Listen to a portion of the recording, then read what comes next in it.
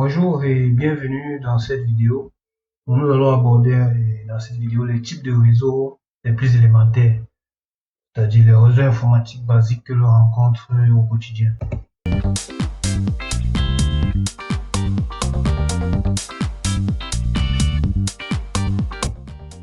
Dans les types de réseaux les plus élémentaires, déjà à la base, ce qu'il faut savoir et ce qu'on sait tous, je pense que vous le savez également, c'est que Internet est le plus grand réseau que nous avons sur Terre à ce jour.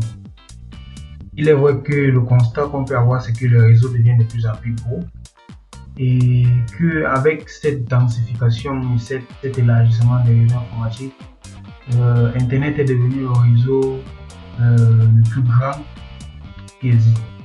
Mais ce qu'il faut aussi savoir, c'est qu'un réseau n'a pas forcément besoin d'être très grand. Donc en fait, à la base, un réseau peut être composé simplement de deux ordinateurs. On a cet exemple, donc plus bas, nous allons prendre deux ordinateurs. Et ces deux ordinateurs, nous avons besoin de faire un partage de fichiers. Donc, comme ça a été présenté dans la première vidéo, la vidéo précédente, nous avons utilisé en fait une clé USB que nous allons connecter sur un ordinateur, c'est-à-dire le premier ordinateur. Et dans cette clé USB, nous allons copier le fichier que nous voulons partager. Ensuite, nous allons prendre la clé USB, la mettre sur le deuxième ordinateur et copier le fichier de la clé USB vers le deuxième ordinateur. Je pense que c'est une opération que vous avez déjà eu à faire si vous côtoyez les ordinateurs et les fichiers au quotidien. Néanmoins, ce qu'il faut savoir, c'est que en fait, cette opération, c'est une opération qui se fait sans le réseau. Par contre, si on utilise un réseau, en fait, à ce moment-là, nous allons utiliser un câble. Donc, le réseau va utiliser un câble. Et ce câble, en fait, c'est un câble Ethernet. Donc, c'est un câble Ethernet ou encore un câble en cuivre ou appelé torsadé. Et généralement, c'est appelé un câble en cuivre à paire torsadé UTP ou non blendé. Donc, ce sont des connecteurs que vous avez certainement rencontrés dans le monde réel. Donc, ceux qui sont connus sous le nom de RJ45. Donc, dans le contexte des réseaux, en fait, si vous parlez de câble RJ45, les gens vont directement savoir de quoi vous parlez. Donc, c'est une opération qui est très répandue. Ce que je peux faire par ailleurs, c'est que en fait, je peux prendre un connecteur RJ45. Donc, le connecteur RJ45 que nous allons présenter. Et je peux le connecter en fait à un ordinateur portable.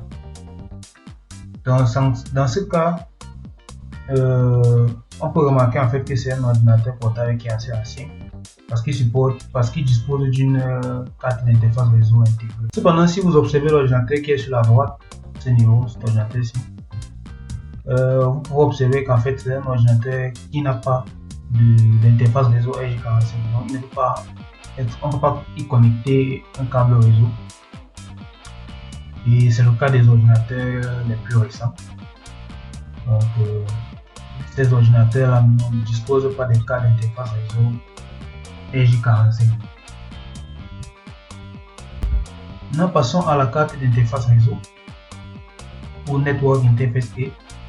En fait, cette carte est la façon dont nous connectons au réseau physique ou au réseau sans fil. En fait, c'est la carte qui permet de nous connecter soit au réseau physique, c'est-à-dire le réseau câblé, vous pouvez voir sur la première image, ou alors le réseau sans fil, vous pouvez voir sur la deuxième image. Dans ce cas, on va utiliser en fait une adresse MAC, ou alors encore en anglais c'est Media Access Control, ou en français vous pouvez appeler cela une adresse de contrôle d'accès multimédia sur Internet, qui est la technologie que nous utilisons généralement sur les appareils sans fil. Sur cette image, vous pouvez voir une très ancienne carte d'interface réseau.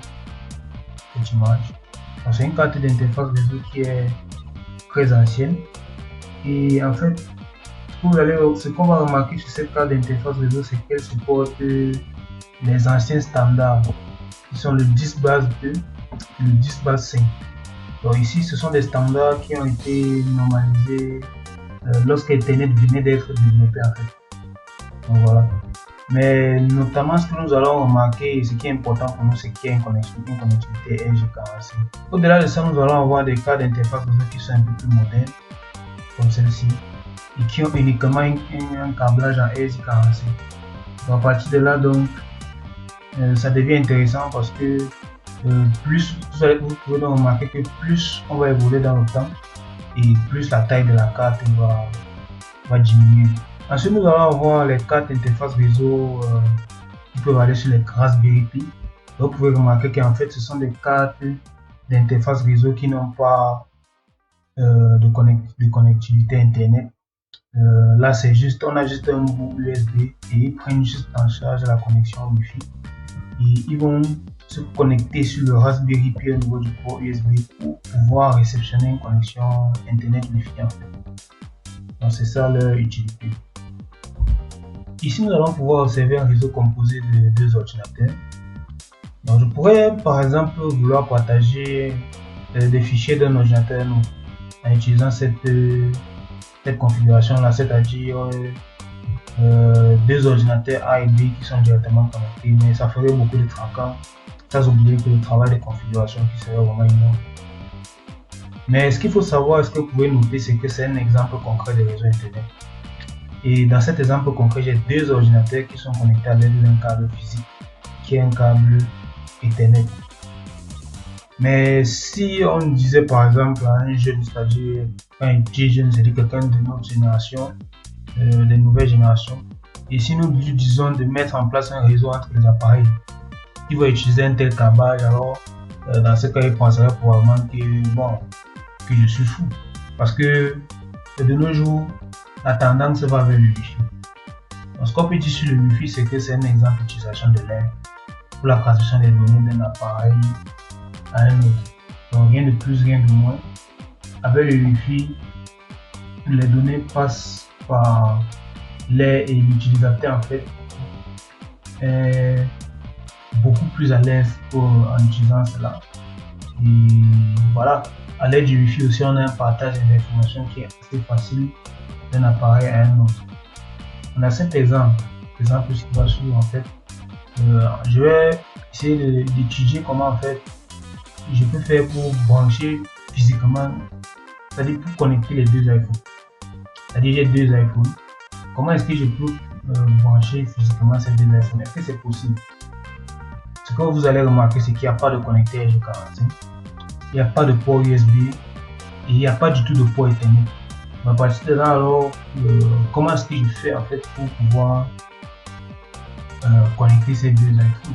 Pour ce faire, je vais utiliser les technologies qui sont connues telles que le Wi-Fi, qui sont sur le Bluetooth et l'AirDrop. l'AirDrop qui est une technologie associée uniquement aux iPhones. Lorsque je vais vouloir utiliser le partage de fichiers en fait, je vais pouvoir configurer ces différents services sur les téléphones et à partir de là, je vais pouvoir partager les fichiers à l'aide d'un des trois standards suscités. Donc, par quel mécanisme donc je partage le fichier en fait? Donc, le mécanisme par lequel je partage le fichier en fait, c'est l'utilisation d'un média. Donc, lorsque je partage un fichier d'un téléphone à un autre, le médium ou le média que j'utilise c'est l'air. Je partage des données d'un appareil à un autre en utilisant des ondes dans l'air. Tout comme je vous parle actuellement, et ce qui se passe, c'est que quand je vous parle, j'utilise un microphone qui va capter les ondes que je fais avec mes ondes vocales. Et en gros, donc, dans les airs, ces ondes vont faire des vagues et vont ensuite être numérisées par le microphone. Et ici, en fait, c'est le même concept. Ce qui va se passer tout simplement, c'est que on va avoir une chute numérique sur un téléphone qui va créer un module dans l'air. Ce module dans l'air va traverser les voies respiratoires d'un appareil à l'autre. Et lorsque ce module va arriver dans l'autre appareil, il va être démodulé. Et le fichier en fait audio va être créé de l'autre côté. À partir de là, donc, je vais donc pouvoir transmettre une ressource dans le réseau d'un appareil à l'autre en utilisant tout simplement l'air. Bon, dans cet exemple, c'est donc un exemple de réseau.